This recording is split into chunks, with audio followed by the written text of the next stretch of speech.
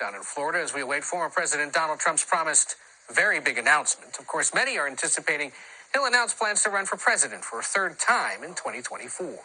He's been hinting at a run for months and teased tonight's event while campaigning during the closing days of the midterm elections. Unlike the past two elections, Trump may not have the same level of support in the GOP this time around. CBS News Chief Washington correspondent Major Garrett joins me now from a place he knows all too well there in Palm Beach, Florida. Major, take us through what we could anticipate later tonight and what the stakes are for the former president. Well, Ed, those who are anticipating an announcement of candidacy for 2024 for the American presidency are well-founded. That's every indication is that's going to be what happens here at Mar-a-Lago. And I will tell you, there is a very large press contingent assembled.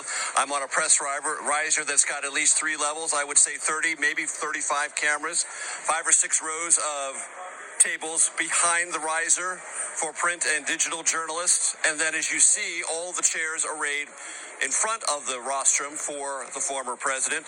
We are told that will include supporters, rank-and-file members of the Republican National Committee from lots of different states. That's meant to be a show of grassroots party support within the party organization, if you will, and the president's intentions to declare. And the idea, Ed, is it's 2016 all over again.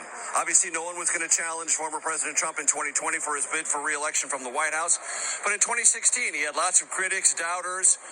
Some Trump loyalists would say Republican establishment haters. Well, there are critics and doubters, and there might be some low-level haters coming out of the woodwork now. And the Trump campaign, about to be launched, says we can do it again. And it's worth pointing out, Ed, that there are some very deep structural advantages that this former president takes into a contest for the Republican Party nomination, quite separate from the general election, but just winning the nomination. He's got that state and county RNC support.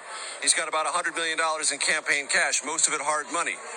He also has a digital infrastructure with at least 50 million contacts. Many of those are reliable Trump-backing voters. If you don't think Ron DeSantis, a potential rival, Glenn Youngkin, a potential rival, or any other Republican thinking about running in 2024 would like to have those 3 things, think again. They would like to have all of them. Trump has them, they don't. Of course, even as he prepares for another presidential bid, and as you point out, thankfully, for reminding us contextually there about the size and scope of his operation, he remains under legal threat. And that's not going anywhere if he announces again for president, right? That's exactly right, Ed, and it is the one most important difference from 2016. 2016, not only